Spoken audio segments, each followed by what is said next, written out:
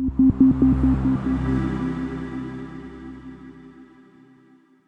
right, well, welcome everyone to our annual industry update. We are very happy that you gave us some time on a beautiful July day. Hopefully, it's pretty where you are. I'm going to start us off and hand off to a series of our CAHME team members, and we'll leave some time at the end for us to answer questions for you.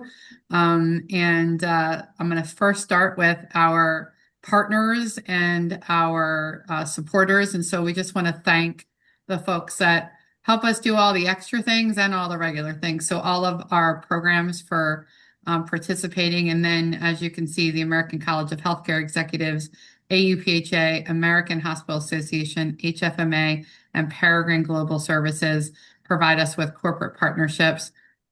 And then we have some really wonderful connections with other groups that help us do great recognition. So we have some wonderful things on our website.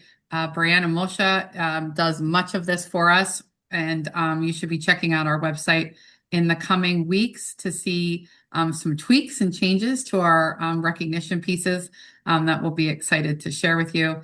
And the last thank you to start us off is the over 250 volunteers who serve on council's committee, the board, our site visitors. We literally could not do this without you. So thank you for everything you do for us. And now I'd like to send it over to the chair of the board of directors for CAHME, Mr. Ron Holder. Welcome, sir.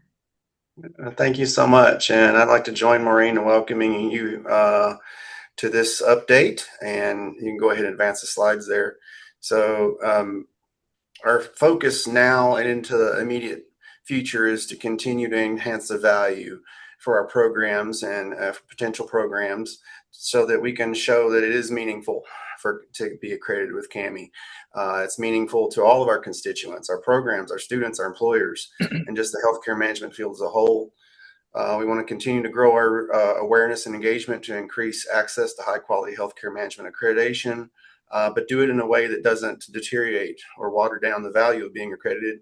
And then we want to advance accreditation excellence to enhance our quality, consistency, and effectiveness of the process while continuing to be in the moment and for the future in terms of what the healthcare field needs from our future. And so also Maureen thanks some people there's a much larger list of people to thank for what we do at CAHME and that contribute to our mission. And this is just a partial list, I'm sure, but there are so many people among those 250 volunteers, among the member organizations that have been corporate partners to us in the past and continue to be engaged with us. And we couldn't do it without all of this input and assistance, because we try to keep, in order to keep the value high, it has to be a balance between having good quality and keeping the cost low. That's the equation for value, right? Quality divided by cost. And all of these partners, by volunteers and our corporate partners, help us do those things. So thank you. And with that, I'm passing it back over to our CEO, Maureen. All right. Well, we want to share a whole bunch of fun things that are going on at CAHME. And so we decided to put together just kind of what's happening at CAHME. And hopefully we'll catch everything you might be interested in. If we didn't, don't hesitate to reach out and let us know what you'd like to know about. But we want to start with our team. We've had some wonderful additions and some changes. We've adjusted some job responsibilities too. And so I'm always going to send you back to our website, CAHME.org, to always have the most updated anything related to CAHME. In the About tab, you can see the folks here, but I'd like to acknowledge them today because the work they do for you and with you, we hear all the time how responsive this team of people are. We get lots of comments about other folks that they deal with in this space and just how responsive they are to questions, concerns, and working with you. And so I'm going to start with Melissa Sanseverino, who's our Executive Vice President and CFO. I'll make her wave. There you go. Melissa is in charge of making all the little details happen. You know, one of the things she does for all of the programs is handles all of the expenses that happen on a site visit and organizes them, processes through them, and then provides the program with just one invoice, which is really important and less work for the programs. And then she does all of the other pieces related to our finances and helping out with our staff. So thank you for that. Next one is Stacy Rowan, who's our Chief Operating Officer and Chief Information Officer. Stacy's in charge of all the policies and procedures. She's been leading the standardization processes with the team over the last couple years. And you'll see some things today and in the future around technology. She's responsible for making sure that Weave is up and running and all the other platforms that you engage with in CARE and CAMP. And so we thank her for that. Our most recent addition is Jillian Harrington. She's our new Chief Accreditation Officer. And Jillian has already been hitting the ground running for sure, having program meetings, connecting with you all, and we're just excited to add her experience in quality and compliance to the work that we're doing. We have other fantastic members. Adrienne Cancelleri is our Chief Administrative Officer. She does a ton of logistics. If you received a letter recently welcoming you to a council or committee, it was her. She made all of this process happen for us this year and continues to coordinate a ton of stuff behind the scenes. Melissa Cross does our education. So everything you see in CLC and webinars and wonderful events that come out to really just keep everyone up to date on CAHME. Make sure you give her a quick thank you here and there. She makes things pretty for us and makes sure that all of you get what you need. Dana Alexander is here. She's our communications director, and Dana does all of that LinkedIn work that you see and the other communications that go out around the events and activities that we're doing. Brianna Moshe is our operations manager. She handles our expense reports. She does work behind the scenes with sponsors and scholarships and literally anything else anyone asks her to do. Amanda Groh and Tisha both work with Jill. Amanda focuses on the accreditation processes. If you've ever gotten a poll to be a site visitor, it comes from Amanda. She does a ton of work behind the scenes to help that accreditation piece happen. And Tisha is our candidacy queen. So all of those programs that are even interested in CAHME, she helps work them through the process and essentially make sure that they're successful. And so this team is constantly thinking about how to improve this for you. And just a quick thank you to every one of them. Thank you. All right.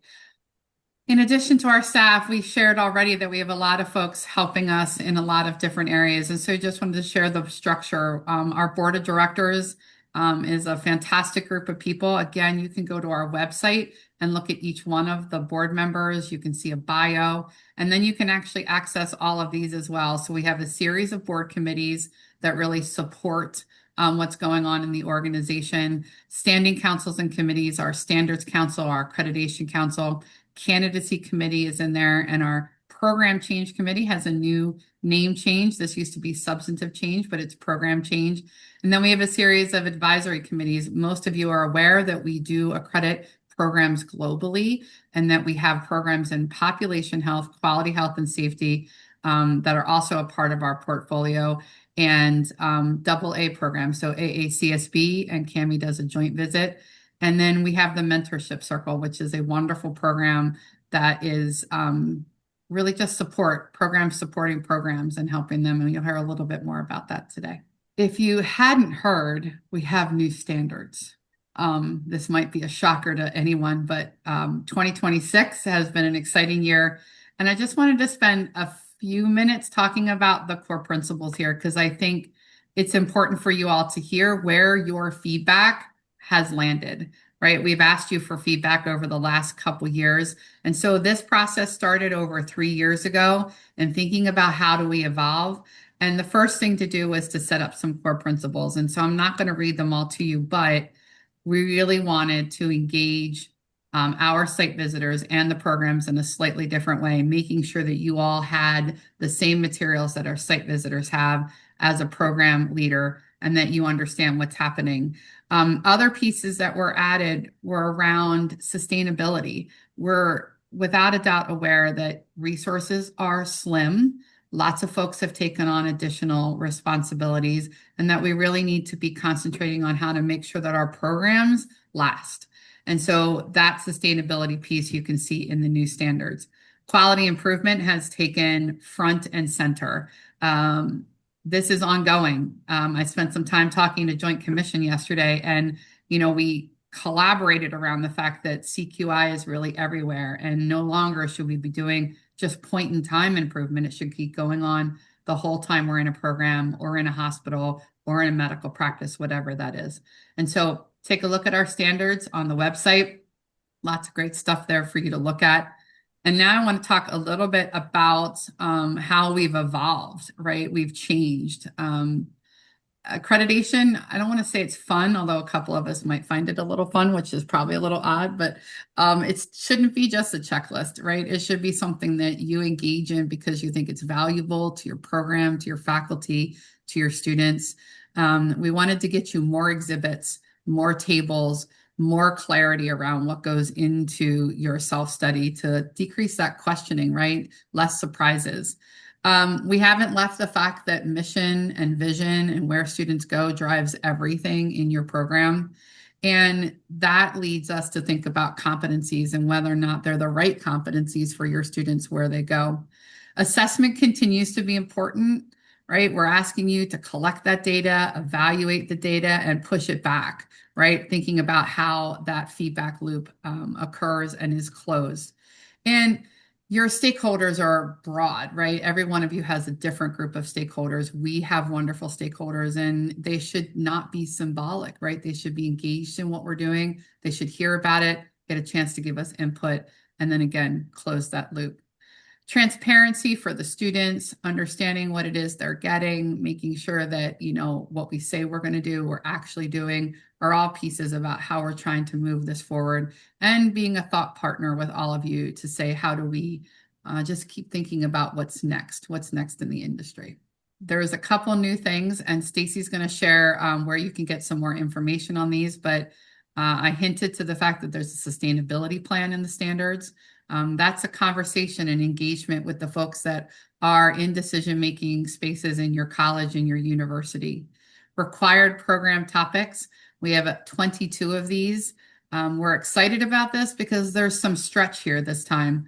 Innovation is now in those required program topics. Sustainability, patient-centered care, a focus on technology, things that we think really your students need to understand before they leave you. And you as a program get to decide how you engage students in these spaces.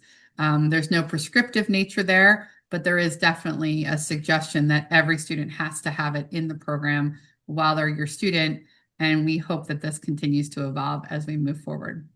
Integrative assessment. Your students do not work in isolation. Every one of you who are practitioners know you engage every day with a variety of different departments and people.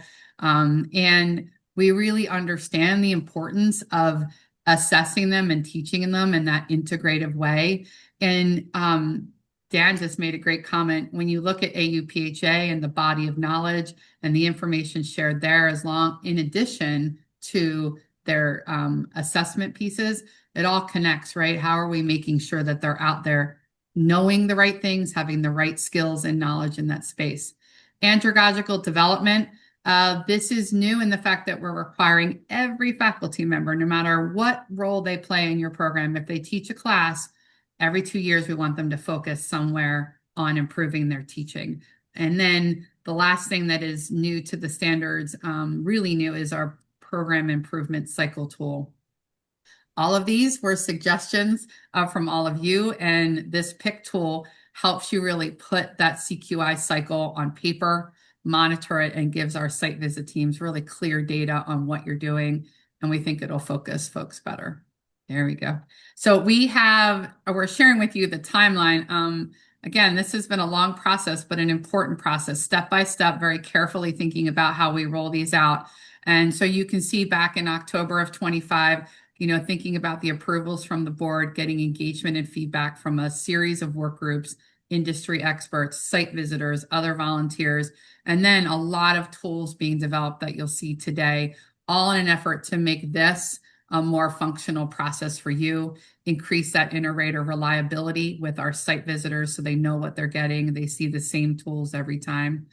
And we just finished sessions of basics training. So we had 6 sessions, a 1 and a 2, and we had hundreds of folks join us. It was a great conversation. We got to sit down in work groups and talk about some of the challenges that are facing us and some ideas on how to do the good work.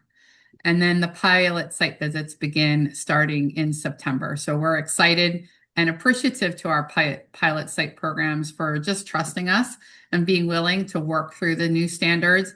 And what we'll do in that feedback is after every site visit is done, Jillian and I will be sitting down with the programs as well as our site visitors to learn. So we have a checklist of things that we want to hear more about. How did it go? Were the tools what you needed? Was there confusing places, right? Can we increase readability somewhere? And that feedback will last for the entire year. So we have pilot programs in the fall as well as in the spring. And then starting next year, next fall, all of those programs will be visited under the 2026 standards. So this fall begins everyone who needs a self-study using the 2026 standards. And so over a couple years, we've come a long way. But we want to share with you that our commitment to CQI is not only required for you, but is, pretty much everything that we're doing, right? We want to make sure that we hear from folks and we integrate that feedback. All right, CQI, again, not going to read this to you, but we want to just share with you our processes. So while we're asking you all in your programs to talk to your students, talk to your stakeholders, feed that data back in, we're going to be doing the same thing. So Jillian is going to lead the QA plan for accreditation, and we're going to be looking at data points in which we can determine if what we are trying to do is actually happening. And then where is it that we can improve that process? And we'll need everybody in that, in a wonderfully respectful process in which we love to get feedback and hear where there might be glitches or barriers or throughput problems. That's what we're going to continue to work on. And over the next couple of years, you'll see that plan develop. And then hopefully we'll have some great data to show you. Another thing I'm pretty excited about is, as a site visitor for over 10 years, I think our site visitors do just such an amazing job. Again, all volunteers participate ahead of the site visit for weeks in meetings, and then on the site visit and then after the site visit, reading progress reports and helping programs. And so what we'd like to do is make a more formalized process for site visitor training. So you can see that all of the work we're doing now is really building that foundation and getting the details ready for this training. We're going to launch, which we've already started with our basics training. We've got the pilots going on, and then all of the resource materials. Pilot site visitor training is coming up, so we're going to make sure this group of site visitors is ready because there's been lots of changes in the standards, and we're going to make sure they're ready for those events and then meet with them after. Annual site visitor training will start. We have created a mock program that will be running site visitors through as their very first engagement with our standards. Learn how to be on a site visit team, work on inter-rater reliability, talk about the ways in which we need to interpret and allow some room for subjectivity because every one of your programs are unique, and that's what we love about them. And then we're going to be looking at building specialty badges for site visitors who go on global visits, pop health, health quality and safety, and our joint visits to make sure that they're ready and prepared to do the work because we know each one of them is special in its own way. And not, so I keep saying the word exciting. I need another word for exciting, but we are excited about this too. We are adjusting our recognition program. It used to be the awards program. And we and our partners have been fantastic. I can't tell you every one of the folks that we've engaged with, Dan Gentry at AUPHA, David Bartholomew at ACHE, have really just helped us retool this for everyone involved. And so excitingly, Bob Bonney's scholarship is going to be handed out during Veterans Week, which is important because that's the focus of that scholarship. CAHME will have a reception this year at ACHE. It will be the day before. It'll start at 4. We'll talk a little bit more about that as time moves on here, but you can see that we'll be presenting 3 awards at that event.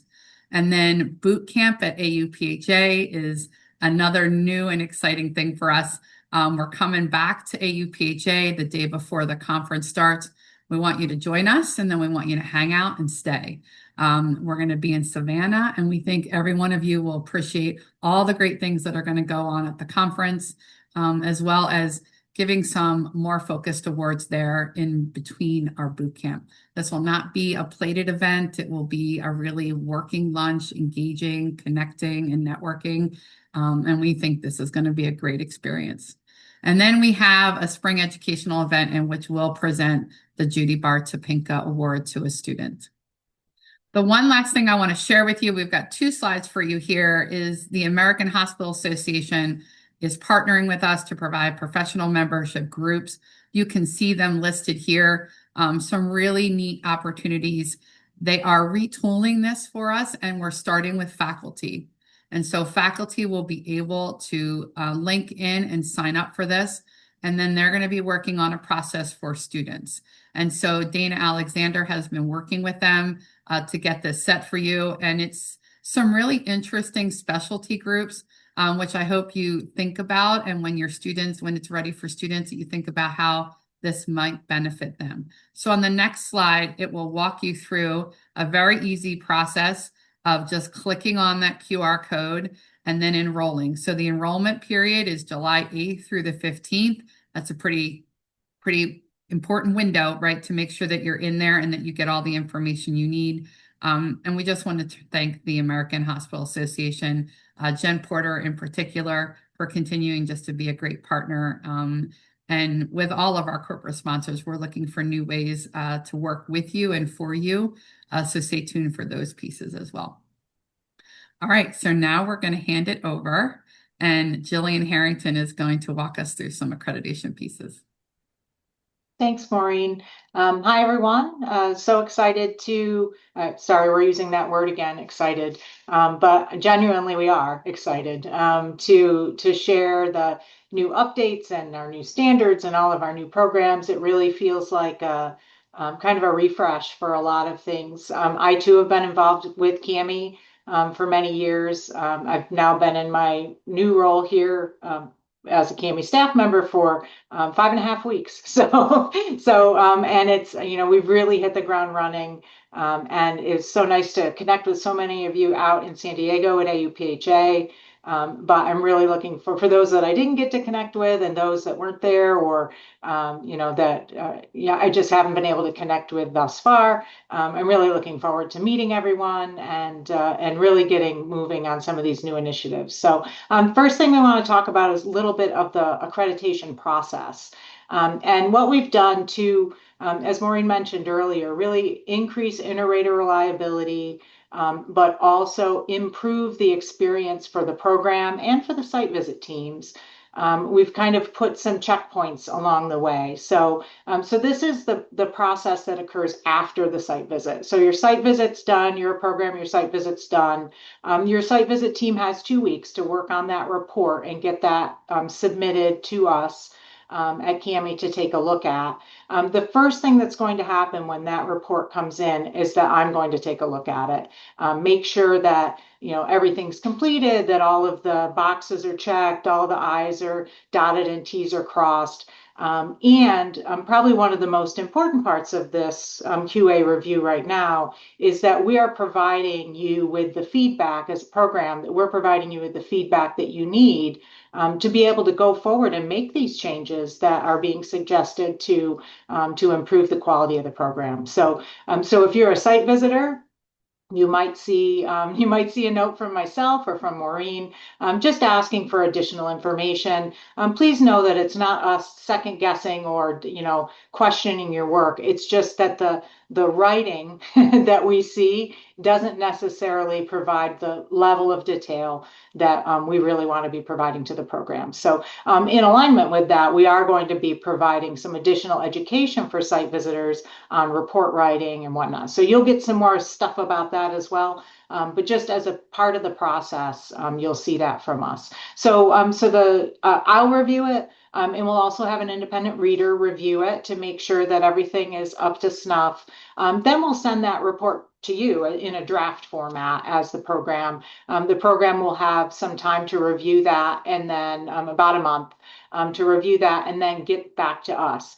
Then in that spot, again, there is another quality assurance point where CAHME will take a look at the actual comments back from the program. We'll talk with the site visit team and make sure everything makes sense and is all set and ready to go. Then we'll be preparing that final report. It'll be set to go to Accreditation Council, which is its first stop in the entire approval process. So it'll go from, getting the report ready, all of that, to the Accreditation Council. Now, remember that your Accreditation Council approval process stop occurs the season after your site visit. So if you have a spring site visit, like for example, if you had a spring 2026 site visit, the first Accreditation Council meeting where they will approve that will be in the fall. And then vice versa. If you have a fall site visit, the spring is when they'll see that. So there is some delay, and you can see the weeks spelled out here on the screen. So it'll be reviewed by Accreditation Council. They may come back with questions. They may have questions for the program or for the site visit team. And then ultimately, hopefully with that approval, it will go on to the board of directors, which takes place a few weeks after Accreditation Council for that final decision. What's not noted on here is that it may take a week or two after that board meeting to get all of those out to you. So please give us a little bit of time there, just because there's so much to process following a board meeting, and there's only so many of us. So we'll get that done as soon as possible and get that out to you. But at any point during this process, if you question where things are at, you don't know, what you need to do, where you're at this, which point, reach out to us. We're all here to help. You can reach out to myself or Amanda. We're both, hands-on throughout this process, but also Maureen, Stacy, all of us kind of know what's going on with the process. So just feel free to reach out and we're happy to help you with that. Okay, next slide, please. So candidacy. Candidacy is obviously the starting point of all of our programs. Well, eligibility is the starting point, but once we deem a program as eligible, the real work begins in candidacy. And Tisha is, as Maureen aptly said, is our candidacy queen, but she deferred to me since this would have been her only slide to chat about. She deferred to me and allowed me to speak a little bit about it. And I will say with any of these, Maureen, Tisha, Amanda, if there's something that you feel I've left off, just jump right in. and as I am still learning a bit here. So what we've done with candidacy is we've kind of narrowed its focus. It's actually, more engagement, more involvement, but narrowed the focus a little bit as to what you need to provide to us. So I think it was 11 or 12 criteria that had to be dealt with in the past. Now it's 10 set criteria that need to be submitted. Very similar to the work, for those of you that haven't been involved in candidacy, it's very similar to the work that occurs in the self-study, except at kind of a smaller level. 10 criteria that need to be addressed. And it's really that foundational work, those program essentials that we want to see from a program to show us that they're progressing toward a point that they would have a successful self-study. We don't want to set anyone up for failure. That's certainly not our intent. So we want to make sure folks are ready to go with that candidacy process. There's a lot of engagement. Tisha spends a ton of time with programs. And as I get more well-versed in it as well, I'm sure I will be involved also, but spends a ton of time with programs, making sure that we uncover any, small things in the background that would be a negative surprise in the self-study process. What can we do early on to set you up for success so that once you get to that self-study and then ultimately the site visit to clear that up? And part of that is through our what we call CPRs. And for those of us healthcare folks, to me, that meant cardiopulmonary resuscitation. But I learned quickly that it actually means candidacy process roundtable here in the CAHME world. So right now we're offering 5 of these CPRs. We're going to reduce that a little bit, just not because folks don't need help, but just because of redundancy in some instances. But right now for this season, we're going to be offering 5, and it really is kind of a step-by-step process for programs to spend some time with us to help set up that candidacy process well. So that engagement is available. But then again, like I said, Tisha spends a ton of time one-on-one with programs helping them also. One of the other things that we've implemented is the on-track determination. So in the past, for those of you that have been through this process, just like in the self-study world, and in the site visit, there was a partially met and a not met. And the problem with that in candidacy is that sometimes these programs are just getting rolling. So it's not that something's not met, it's that we can't really determine that it is met because it's really a plan right now and not implemented, or they're starting implementation and just haven't graduated a class yet, or whatever it might be. So we have a new determination label noted on track. So if you're submitting all of the right things for your quality improvement processes and your curriculum and all of that, but none of it's tested yet, you're probably going to see that you're on track. That doesn't automatically meet a met when you get to self-study, but what we would look to see is follow through on those plans to make sure that you're really moving forward there. So the reviewers are going to be able to see, they have this great plan. They've started to implement it, and then hopefully by the time you get to self-study, you'll have that data to support that determination. So the hope is, along the way, everything will be more clear. We're going to keep in touch with you and really set candidate programs up for success once they get to the self-study piece. Okay, next slide, please. Policy changes. So I've got a couple of slides on a couple of these. I'll leave those for a second, but there were many policy changes that went into effect. I believe it was last May, I think was when they were implemented after the May board meeting in 2025. But we're really starting to see some of these come full circle and really be implemented. I'm going to talk more in length about the on track. We already talked about. We're going to talk a little bit more about the site visit LMS requirements and the progress report changes, but I do want to touch on quickly length of accreditation. I think most folks are well aware that we went from 3 years and 7 years to 4 years and 8 years for our accreditations.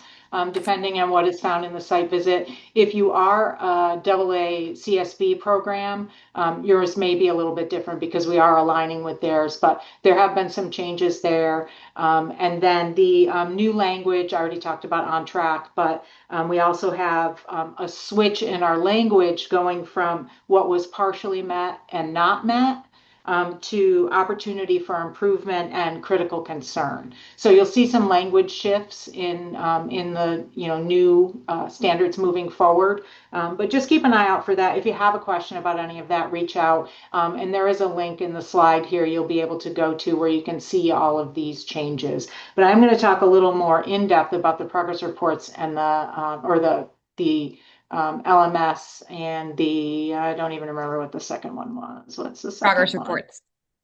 Reports. Okay. Yeah, that's what I thought it was. So LMS, let's talk a little bit about that. The LMS access process has been around. Like, this is not something new. We've always asked for LMS access. But in this new policy, what we're looking for is access. It used to be 1 week before we would request access for site visit teams. Now we're looking for a 30-day access for site visit teams. And so why are we doing this? What's really important is that, number one, that site visit teams have time to work through all of the different aspects of the visit that they need to look at the LMS for. So, and you'll see in the policy itself and in our LMS memorandum that's on the website, in the new criteria, there are so many different aspects of the standards that link directly to LMS, because think about all of the things we're keeping in there: curriculum, obviously, competency attainment, just a ton of information, level of rigor, all of that comes to us from the LMS. So there's a lot of data for site visitors to take a look at. So rather than giving them just 1 week, we've kind of extended that to 30 days prior to the visit. And this really came from Not just, oh, this is what we want to do. This was a call from our stakeholders, from you all as programs and as site visitors. How can we make this a little bit easier? The other part of this, I think, that is really important is this virtual document review. So, in the past, I think back to my very first CAHME site visit as a program, and we had 100 binders for the site visit team to sift through on that first day before the visit. And I thought to myself then, and actually, I'm pretty sure it was Carla Stebbins, I would assume she's probably on the call, that was our fellow at that point, the person that was tasked with that. And I thought, that poor woman has to sift through all these binders. Well, we don't do it that way anymore. Now we give them that whole time period. Once they get access to the documentation, which is actually 12 weeks. The self-study is available 10 weeks before for the actual site visit team, and then 30 days for the LMS. They have all of that time to review all of the data. So it's really important. It's not just that one day event anymore. It's a time period where we're giving folks the opportunity to be able to look at data. So tons of benefits here. That obviously decreases one travel day for programs to have to pay for. So that's nice. Now site visit teams come in the night before the site visit starts, not having that coordinator come in 2 nights before the site visit starts. So that decreases payment or decreases cost there a little bit, and it decreases the entire length of the process during the site visit itself. Now, if for some reason you're not able to give us 30 days access, I know I came from UCF just prior to working here at CAHME. We have very stringent state guidelines on who gets what when. So, and we know that other universities have the same situation. If for some reason that that option is not available, you have some other options to choose from in the LMS process. Just we want to know that as soon as possible in your process so that we can make the appropriate arrangements. So really important. There are some other aspects of the LMS process that are spelled out. Some of it's here on the slide, some of it's in the documents on the website. So definitely take a look there. Okay, next, I think the next one's my last one. So single progress report. This is another aspect of the new policies and is tied to that change in the accreditation as well. So some of the rationale behind this, instead of having multiple progress reports, we're moving to a single progress report at 2 years or 3 years out, depending on your situation and your accreditation or reaccreditation. And so when we had that progress report 1 year out after your site visit, by the time you get all of the data back, you get your report back, it's been approved, you were left with such a short amount of time to be able to implement things, right? So we wanted to give folks an additional process, an additional time in the process to be able to implement some of these changes that you're working on to improve the quality. And it also gives us the opportunity to work with you. So prior to that, and you'll see down here at the bottom of the screen kind of our process. So right after that accreditation decision, within 3 months after, we'll be having a meeting with you. And if you were a fall 25 site visit, you have received a request from me to have that meeting. So we're looking to meet with you to work through the entire process and understand, what you need from us and what we can do for you to help you to move toward that progress report. You'll have your dean or a dean equivalent assign an acknowledgement that they're aware that there's a progress report and that it needs to be managed throughout that. You'll also be hearing from us annually just to check in to see how things are at. But 9 months out from your progress report, you'll hear from us again. It says phone call. I joke and say I don't spend a lot of time talking on the phone anymore, but we'll probably do a Teams meeting or a Zoom just to check up with you, make sure everything's okay, you're on track to meet that progress report. Then we'll have another 6-month check-in, checking in again, sitting down again if you would like to make sure you're on track for that progress report. And then it'll be time for your progress report submission. All of these pieces were put in place to make sure that when you get to that progress report submission, that's it for you. You have now met those criteria and you're able to move on. If for some reason you weren't able to, if you got to that and you still had partially met criteria or areas for improvement, then that's when we would be talking about a probationary process, which is similar to what we have now. We've just taken out one of those progress reports, again, because it really didn't give you the opportunity. Almost everybody ended up on a second progress report because we didn't give you the opportunity to implement any changes with that short turnaround. So I will turn it over to Stacy to talk about tools and the website. All right. Thanks, Jillian. You would think you've been here a lot longer than just shy of 6 weeks. All right. So I'm going to give you a few updates on a couple of tools and website updates that we've been making over the past year. So first, I'm going to talk about how we have a new report writing process. So this is important not just for our site visitors, but also for our programs, because the goal here is to benefit both of those audiences. So we've implemented this new 3-step report writing process to help improve consistency and quality and the usefulness of those final accreditation reports for both site visitors and our programs. So what we're aiming for here is to improve inter-rater reliability by creating a more standardized process to evaluate criteria and to document findings, and then to really be able to provide to our programs clearer and more actionable feedback so that as a program, you understand exactly what is required for you to meet in those progress reports that Jillian was just talking about. So the first step of this 3-step process is the decision support tool. As a CAHME site visitor, some of you may be familiar with this document. We've had a previous version for our 2021 standards, but it has been redone for the 2026 standards. So this is now going to be a required document for all site visits on the new standards. And it's really going to serve as that centralized record of the site visit team's findings and their rationale for those findings. This is also going to be very helpful when we take the findings to the Accreditation Council for review so that they can look back at the decisions that were made by the site visit team and understand the context of why those decisions were made. This step is helping to promote consistency across all site visit teams and how they are evaluating the standards. So this is what that tool sort of looks like, a high-level view. So again, many of you have seen this. The new one for the 2026 standards looks a little bit different, where you're actually able to find opportunity for improvement findings and critical concern findings for each individual required element per criterion. The decision support tool will be made publicly available on our website so that it's accessible also to our programs so that the programs can see how each criteria is going to be evaluated by the site visit team.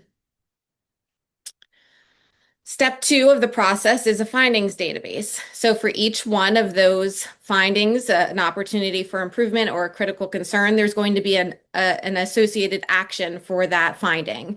It's also going to be required for every site visit using the new standards. And the goal here is to provide a consistent framework for report writing, again, across all review teams.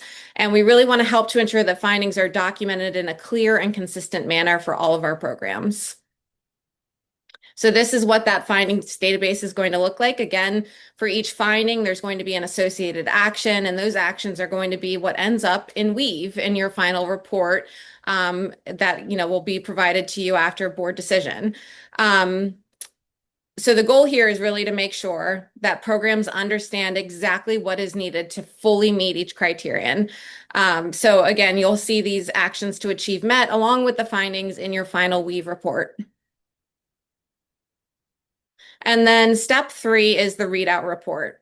So this is whenever your site visit is ending and your chair is providing you with the final results of how you what level you met on each one of the standards. We're making this a very consistent readout report document so that everything, again, is the same for every program. Everyone's getting the same level of detail.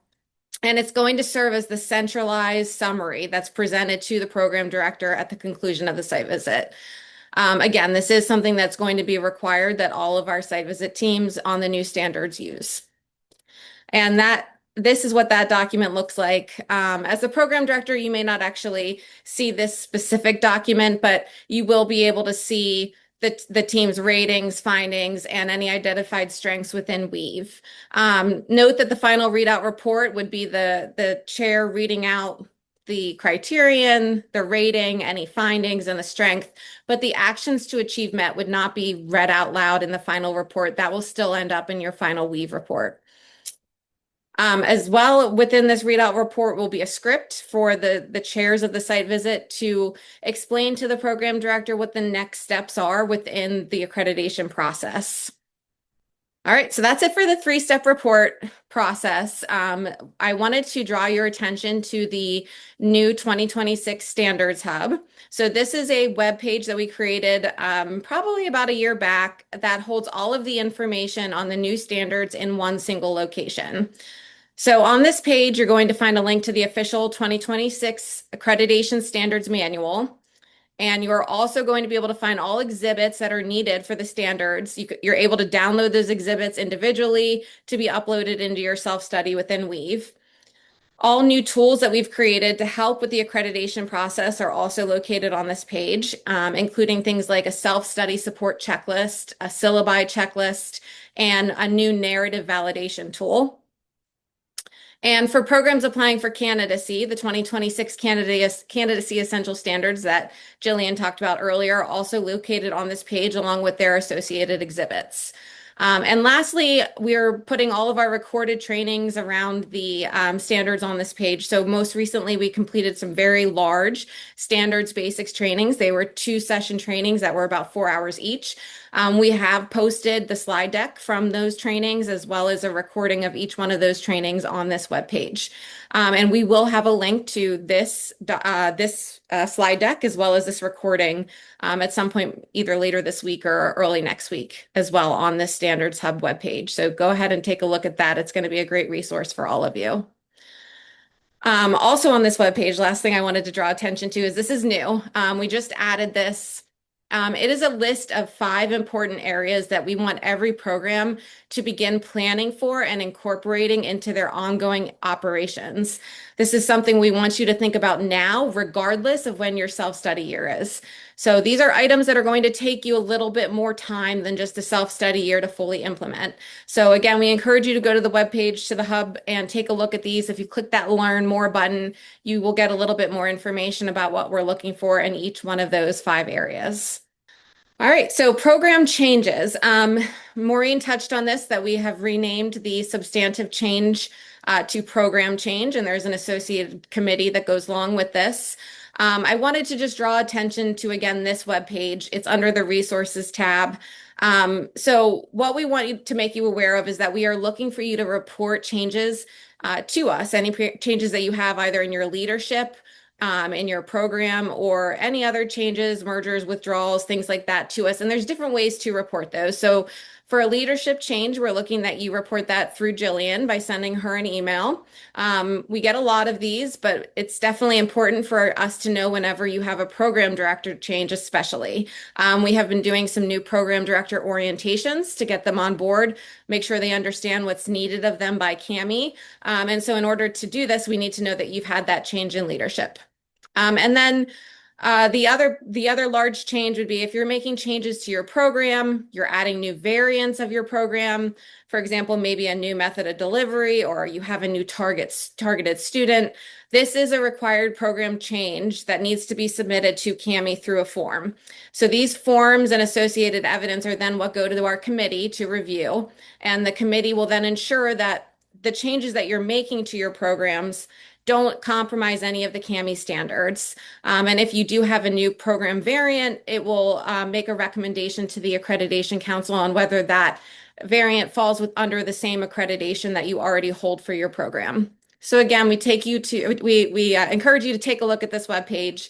If you've had any recent changes, see if it falls within one of these categories. And I'm available as well if you should have any questions on whether or not your program change does require a form or not. So feel free to reach out to me. And lastly, we do also have a web page for our annual report. The exciting, I'll use that word as well, thing about this year is there are no changes to the annual report. Everything is exactly the way that it has been. A few reminder emails did go out in the spring to our program directors, just reminding you to survey your recent graduates in order to gather the data that you need for the annual report. And this slide is really just a reminder to let you all know that we're still looking for that submission on November 15th. And there will be some more email communication coming out in the next few weeks around the annual report. And now I'm going to hand it off to Melissa Cross. Hello, everybody. No, we're pressed for time here, and I make sure we have time for Q&A. So I'm going to go through my slides relatively quickly here. So I'm just going to kind of update you today, if you want to go to the next slide, on the new CLC or Core Learning Center model, which I'm sure many of you have seen via our social media and communications. The reason for the changes is based on program feedback, and we were kind of taking a look closely how our program is utilizing the system, who is utilizing the system, and what can we do to make this more meaningful and feasible for programs. So that came with step one in lowering the price. And the lowering of the price actually also came because we extracted bootcamp from the subscription, which, previous people who have been subscribed, that was kind of built into the price. So we wanted to give people more of an a la carte option to what they wanted to use for education wise. If they wanted to do the CLC and bootcamp, they have that option now. Again, you could attend AUPHA and register later. If you wanted to just do the CLC because you don't have the budget, to be doing the travel that goes along with bootcamp. We wanted to just give a more flexible option to programs. And we know budgets are obviously a big constraint. And we thought in lowering the price and making it more feasible was the best option to start with. We did change a little bit about our user access. We're going to do one primary user, as we found a lot of program directors were the main people utilizing the system and attending the sessions. And then when they can attend, also in addition, add a flex attendee to attend any of the virtual sessions that we'll be offering, which I'll talk about in a couple of minutes. And then the main sessions, which a lot of them are kind of built out now through October, and I'll talk about some upcoming things on the next slide. We have the asynchronous modules in there that we will be revamping to kind of adhere to the new standards. And then we will be doing a call for presenters, that you'll be seeing a communication coming out around a competency excellence series. We'll be doing the competency assessment series based on feedback and the polls that we've been doing in survey assessments. It's always a big hot topic. So if you are interested in presenting, Stacy has done a great job doing an application in our open water. You can utilize the portal there. You could utilize the volunteers tab on our homepage, scroll to the bottom. Again, you'll be seeing another communication going out with this explaining in more detail. So if you want to subscribe to the CLC to make sure you have access to this series, you can email me and I'm happy to provide you more information. Or if you're interested in applying, you can contact me or start an application on the portal. And then I have been kind of working with Tisha, who now, I've taken over the CMC, but a lot of these initiatives are kind of started by her. I'll now be the lead of the CMC. We have 32 mentor programs currently and 8 current mentor and mentee partnerships. We will now be utilizing come fall the open water application. So to kind of make it more standardized and easier for programs to apply and renew their applications. We're always looking for new mentor programs. So if you think you have best practices or a really strong program and you'd like to share or be willing to mentor a program, you can reach out to me and I can help you get started in that process. We've also updated the matching process where a mentee will fill out an application. We will then create a profile based on their needs, the demographics of the programs, and then we will send that profile out to the mentor programs. And then now the programs have the ability to say, do I have the time to mentor this program? Is this a good match for us? Is this a program that I can help? And it also will give the programs the opportunity to have dual mentors, because sometimes we know time constraints, and it will also give programs the ability to have different perspectives too as they're going through the process. So then what we will also do is then match with them, and we're trying to do a better job of utilizing the mentor programs and checking in with them and provide feedback, what's working, what's not working. So just trying to be more a robust process. And then just some upcoming events. You'll see some CLC associated events there. We have a 2026 standards Q&A session coming up. So again, these are only pertaining to CLC subscribers. So after those in-depth sessions, you still have questions related to the standards. This is a good opportunity to send in those questions and we can prepare and make sure we're hitting those additional questions you might have. Then we have an AI session around competency mapping and curriculum alignment, which will be hosted by Dr. Erin Richardson and Dawn Odogen in August. And then we have a site visit prep and readiness session featuring University of Incarnate Word, which we have, I know, a number of their faculty on today in September. And then Jill already kind of touched on the CPRs we offer, which again, you can find the schedule on the website. And then some free education sessions we have come the fall, which we're finalizing this sustainability webinar, but will be a really great opportunity for programs to see how, sustainability is new for a lot of programs. It's going to be a really great panel, so keep your eyes open for that, but it'll also give you some suggestions on how to incorporate it within your programs. And then last but not least, we have direct and indirect assessment with Peregrine Global Services. And it's also going to feature Dr. Kim Lee from Texas State University on November 6, 2020. I should say 2026. But be on the lookout for those registrations. They're all going to be coming out probably in around August. So make sure you keep your eyes out. I'm going to pass it over to Maureen. Thank you, everyone. That sustainability teaser that you got is awesome. We're going to continue to find ways to get you some information on the required program topics as a part of what we're offering to get you either prepared or implementing pieces. We have lots of ways in which you can engage with us, right? So you can volunteer with us as a site visitor. We're looking for specifically practitioners, educators who are working in the healthcare administration space. If it's a quality program, pop health, healthcare management, we're excited for all of it. You can also partner. If you have someone you think that would be a great partner, we'd love to talk to them. And then programs, if you want to share this with friends that you have that have programs that aren't a part of this, please consider participating in the mentorship circle. It's a really great way to get engaged, and those programs love that support. And certainly you could host a webinar, be a part of things like Melissa shared with you, and then just advocate. I think what you all do is so important. I've been an educator for a really long time, and I think what we do is critical to how it is we take care of the people in our community. So let us know. You can go to our website and participate in filling out a quick application for volunteering. We'd love to hear from you. All right. So last thing is once again to say thanks. We deal and work with you all every day, and it's a really good time. People are doing really hard work, helping us get better. And we hear from your students. We see the impact that you have. Our practitioners and our partners out there that are doing great work. Just thanks for everything that you're doing for the industry and all those in healthcare. And now we have a few minutes. We'll open it up. We've answered some great questions in the chat as well.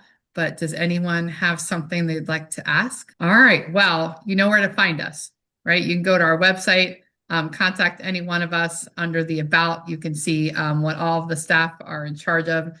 We'd be happy to hear from any one of you. Thanks to all of our board members who came to this session and our volunteers. And we'll see you guys in the fall or at an education session.